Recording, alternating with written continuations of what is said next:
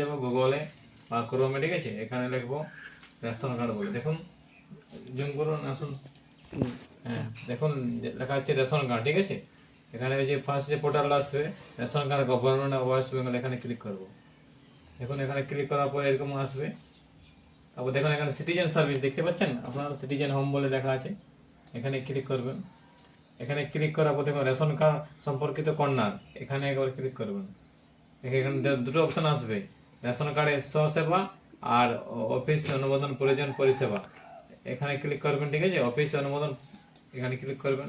তারপর আবার দুটো আসবে, অ্যাপ্লাই অনলাইন আর অফলাইন। আপনি যদি অফলাইনে ফর্ম দিয়ে জমা করতে পারেন তাহলে অফলাইনটা করবেন, আপনি যদি অনলাইন করতে চান তাহলে অনলাইন। তো আমরা এখন অনলাইন করবো, সেই জন্য অনলাইনটা ক্লিক করবো, ঠিক আছে।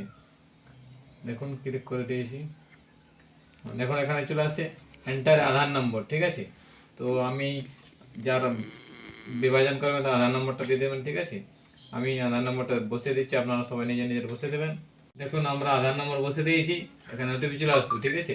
আধার সাথে যে মোবাইল নম্বরটা লিঙ্ক করা আছে তাতে ওটিপি যাবে। দেখুন আমরা দেখুন ওটিপি দেওয়ার পরে এরকম চলে আসবে, ঠিক আছে। দেখুন এখানে দেখা যাচ্ছে রেশন কার্ড ক্যাটাগরি, আপনারা ক্যাটাগরি দেখা যাবে টোটাল পরিবার, যতজন পরিবার আছে, ঠিক আছে। এখানে বর্তমানে পরিবার সদস্য, ঠিক আছে, এখন ঠিক আছে। এবার দেখুন কি কি আসছে, ফর্ম নম্বর 4, পরিবারের কিছু সদস্য রেশন কার্ড আছে, বাকি সদস্যদের রেশন কার্ডের জন্য আবেদন করুন।